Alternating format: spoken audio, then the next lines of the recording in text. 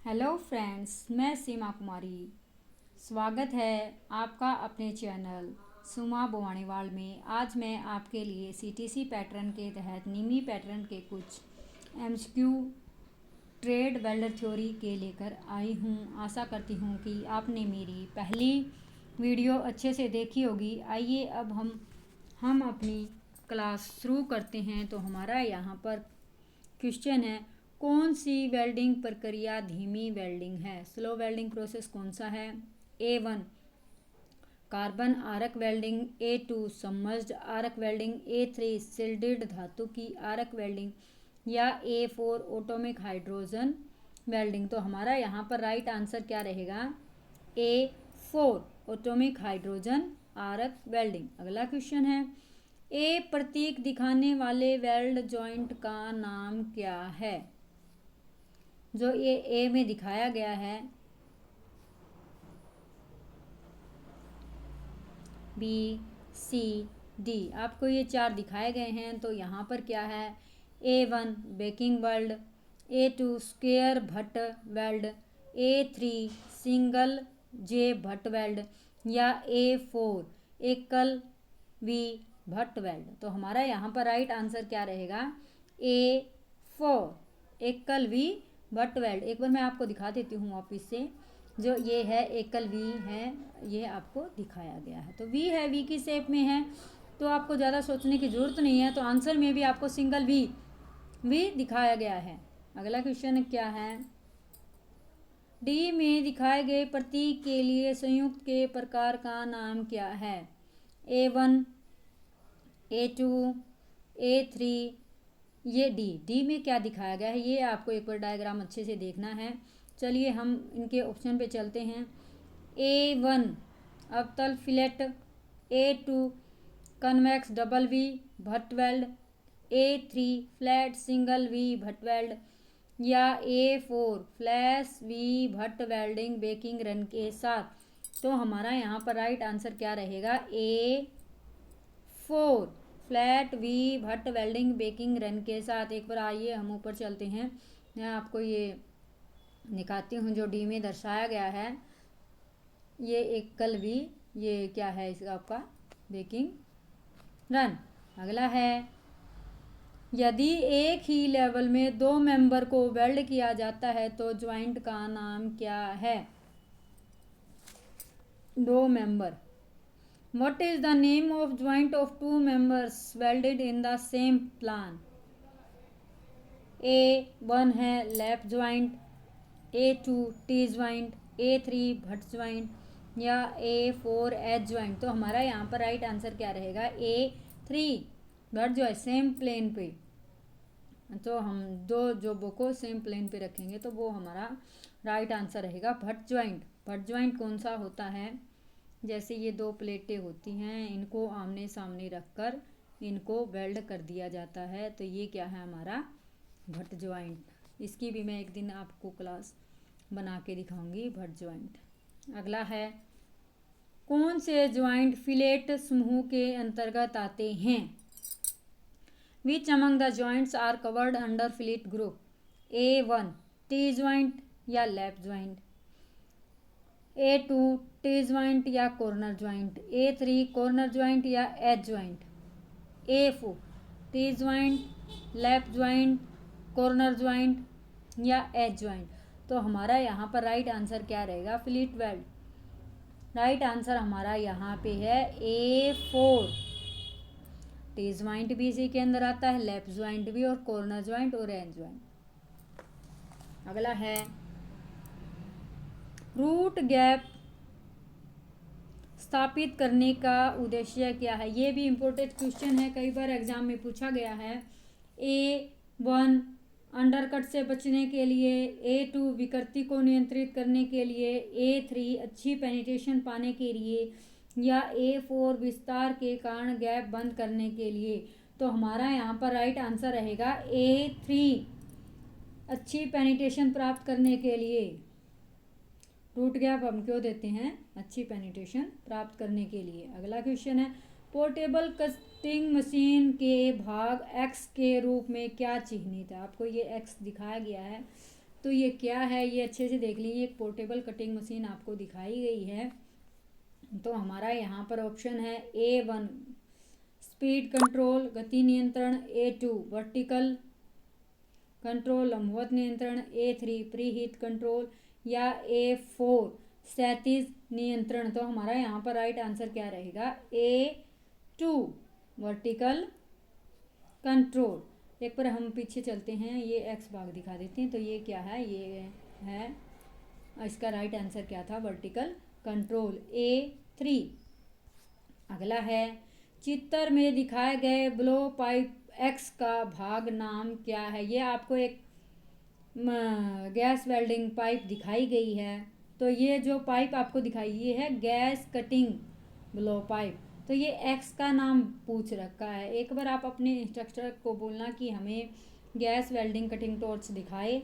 तो उसमें भी आप देखना कि ये अलग से लीवर लगा होता है, जो ये एक्स भाग दिखाया गया है। तो A1 है ऑक्सीजन इनलेट, A2 ऑक्सीजन नियंत्रण वाल्व, A3 एसिटिलीन नियंत्रण वाल्व या A4 ऑक्सीजन कटिंग लीवर। तो हमारा यहाँ पर राइट आंसर क्या रहेगा, राइट आंसर है A4 ऑक्सीजन कटिंग लीवर।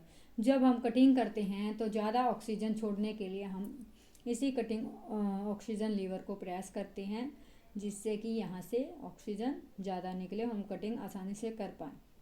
चित्र में दिखाए गए कौन से नोजल की प्रतिस्थापन की आवश्यकता है, रिप्लेसमेंट की।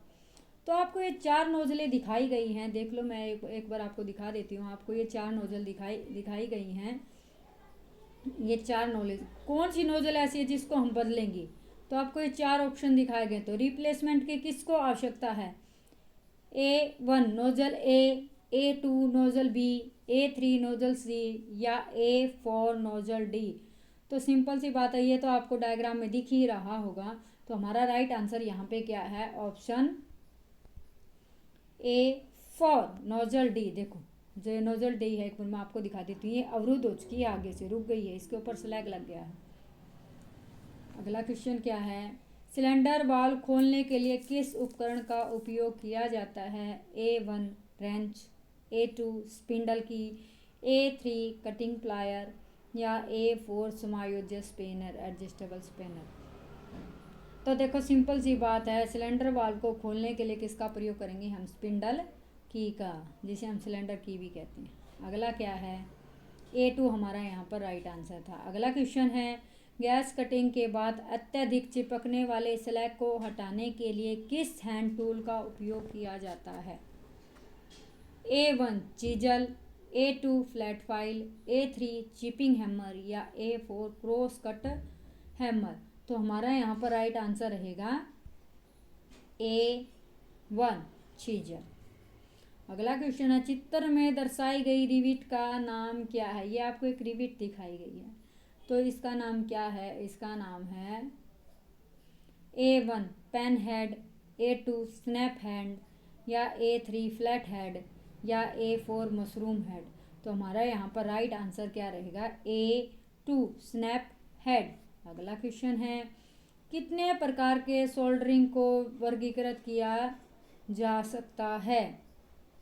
A1 2, A1 2, A2 3, A4 A3 4 और A4 हमारा यहाँ पे क्या है 5। तो हमारा यहाँ पर राइट आंसर क्या रहेगा, राइट आंसर है A1 सोल्डरिंग को 2 भागों में वर्गीकृत किया जाता है। अगला क्वेश्चन है, चित्र में दिखाई गई मशीन, ये आपको एक मशीन दिखाई गई है, ये कौन सी मशीन है। तो आइए हम A1 brazing, A2 soldering, A3 grooving या A4 फॉर्जिंग। तो आपको हमारा यहाँ पर राइट आंसर क्या है, ग्रूविंग मशीन। तो ये जो मशीन है ये क्या है, ग्रूविंग की। आगे है, सीट धातु के काम में किस प्रकार के जोड़ों का उपयोग किया जाता है, जो सीट मेटल वर्क है। A riveted joint, A2 bolt या नट, A3 ब्रेजिंग या A4 सोल्डरिंग। तो हमारा यहाँ पर राइट आंसर क्या रहेगा, A1 क्या है हमारा यहाँ पर राइट आंसर, रिवेटेड जॉइंट। जो सीट मेटल जो धातु का काम करते हैं वो रिवेटेड जॉइंट लगाते हैं। अगला क्वेश्चन है, चित्र में दिखाए गए वोल्टेज का नाम क्या है। ये आपको एक बार आरक वेल्डिंग प्रोसेस दिखाया गया है। वेल्डिंग मशीन है, इलेक्ट्रोड है, जॉब है। तो यहाँ पर वोल्टेज का नाम पूछा, arc voltage, open circuit voltage, close circuit या A4 उल्टा सर्किट। तो हमारा यहाँ पर राइट आंसर क्या रहेगा, A2 ओपन सर्किट। अगला क्वेश्चन है, कौन सा विद्युत का अच्छा सुचालक है, conductor of electricity. A1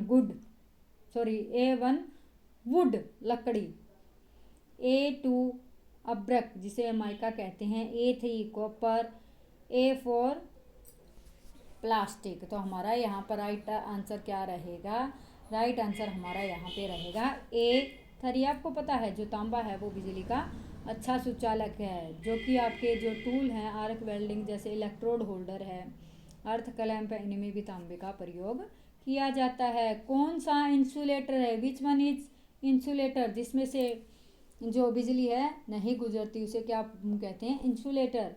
A1 रबड़, A2 कॉपर, A3 कार्बन या A4 एल्यूमिनियम। तो हमारा यहाँ पर राइट आंसर क्या रहेगा, रबड़।